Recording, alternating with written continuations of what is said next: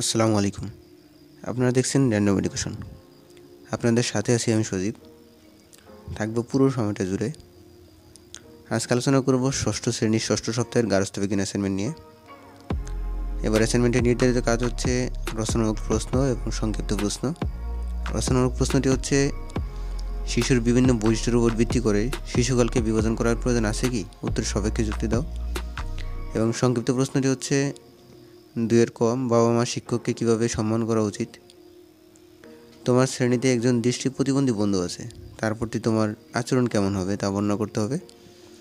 আর 3 নম্বর প্রশ্নটি হচ্ছে বিভিন্ন প্রাকৃতিক দুর্যোগের পূর্বাভাস জানার পর তুমি কী ধরনের খাবার মজুত করবে, কেন, এসব খাবারকে কী বলা হয়। এবং 4 নম্বর প্রশ্নটি হচ্ছে শীতের শেষে শীতকালীন পোশাকের যত্ন কীভাবে নেবে তা বুঝিয়ে লিখো। তো চলো অ্যাসাইনমেন্টটি শুরু করি।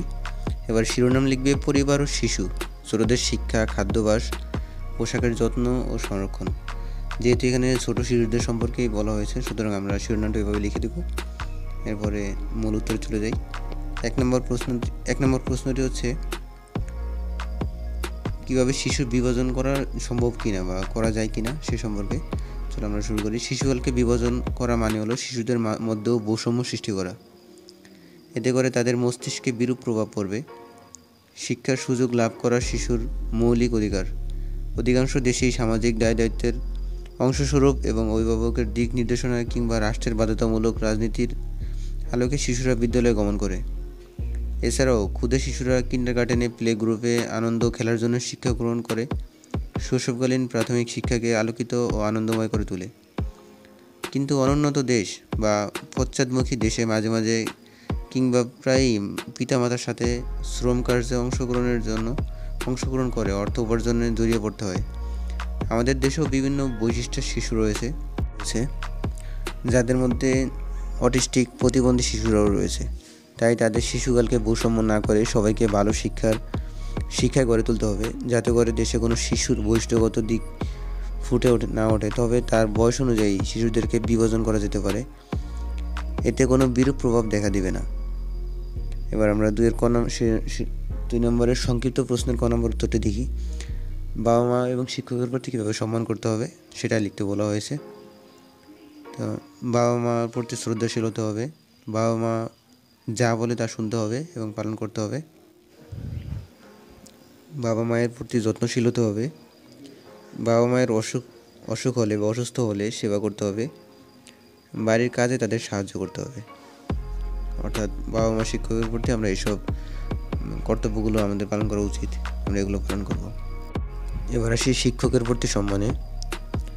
শিক্ষকের প্রতি অনুগত থাকতে হবে। শিক্ষক কোনো আদেশ দিলে তা পালন করতে হবে। বিদ্যালয়ে বাড়ির কাজ শিক্ষককে সঠিক সময়ে বুঝে দিতে হবে। শিক্ষককে প্রাতিষ্ঠানিক কাজে সাহায্য করতে হবে। শিক্ষককে সবসময় সুন্দর আচরণ করতে হবে। এরপরে পরবর্তী প্রশ্ন 2 খ নম্বরটায়, আমাদের প্রত্যেক জীবনে বিচিত্র বৈশিষ্ট্যের শিশু রয়েছে, তাদের মধ্যে অনেক অটিস্টিক, প্রতিবন্ধী ইত্যাদি। তাদের প্রতি আমাদের সৌহার্দ্যপূর্ণ আচরণ করতে হবে, যাতে তারা আমাদের ভিন্ন চোখে না দেখে, এবং তাদের আচার আচরণে আমাদের সহানুভূতি দেখতে হবে,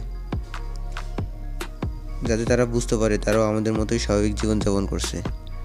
নিচে প্রতিবন্ধী শিশুদের আচার আচরণ কেমন হবে তা বর্ণনা করা হলো। 1 নম্বর, প্রতিবন্ধীদের প্রতি অসদাচরণ, উপহাস, ঠাট্টা তামাশা করা যাবে না। তাদেরকে সবসময় হাসি খুশি রাখতে হবে। তাদের পছন্দের জিনিসপত্র তাদেরকে উপহার দিতে হবে। পছন্দের খেলনাপত্র নিয়ে তাদের সাথে খেলা করতে হবে। যতটুকু সম্ভব তাদের সময় দিতে হবে। এবার 3 নম্বর প্রশ্নে চলে আসি আমরা।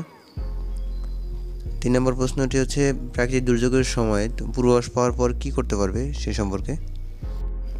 বিভিন্ন প্রাকৃতিক দুর্যোগের পূর্বাভাস জানার পর আমি পানি, মুড়ি, পাউরুটি, বিস্কুট ইত্যাদি শুকনো জাতীয় খাবার মজুদ রাখবো, যাতে বন্যার কোনো সম্ভাবনা থাকলে দূষিত পানি বিশুদ্ধ পানি পান করা যায়। যাতে বন্যায় কোনো সম্ভাবনা থাকলে দূষিত পানি পান না করে বিশুদ্ধ পানি পান করা যায়, এবং বন্যায় কবলিত হয়ে বাড়িঘর ডুবে গেলে খাবারের বিভিন্ন ধরনের স্বল্পতা দেখা যাবে। সেই স্বল্পতা এড়াতে মুড়ি, পাউরুটি, বিস্কুট ইত্যাদি খাবার মজুদ রাখতে হবে বা মজুদ রাখবো। এর পরের প্রশ্নটি হচ্ছে শীতকাল শেষে পোশাক পরিচ্ছদ কীভাবে রাখবো আমরা সে সম্পর্কে। তো শীতকাল শেষ হলে শীতকালকে বিদায় জানানোর পালা। শীতকাল আসলেই বিভিন্ন ধরনের শীত পোশাকের সম্ভার নিয়ে যেমন দোকানের সাথে বসে, তেমনি আমাদেরও হাজার রকমের পোশাক নিয়ে এক্সপেরিমেন্ট চলতেই থাকে। কিন্তু এবার শীত শেষে পোশাকগুলো যথাস্থানে তোলার সময় চলে এসেছে। কারণ একবার ব্যবহারের পরে তা পরিষ্কার করা কিংবা কাচাও সম্ভব হয় না, কিন্তু শীত শেষে সমস্ত পোশাক পরিষ্কার করা আবশ্যক। সামান্য একটু পরিচর্যা করলেই শীত পোশাককে নতুনের মতো রাখা যায়। শীতকালীন পোশাককে ভালো রাখার সহজ কিছু পদ্ধতি নিচে বর্ণনা করা হলো। নাম্বার 1, ক্লাব সোডা দিয়ে সোয়েটার বা কম্বল ভালোভাবে পরিষ্কার করা যায়। ভালোভাবে ঝাঁকিয়ে কাপড় বা পোশাক পরিষ্কার করা যায়। ঠান্ডা জল দিয়ে পরিষ্কার করলে পোশাক ভালো পরিষ্কার হয়। তারপরে 4 নম্বরটি হলো নিম পাতা দিয়ে কাপড় ধোয়া। তো এই ছিল আজকের ভিডিওটি কেমন লাগলো তা অবশ্যই কমেন্ট বক্সে জানাবে।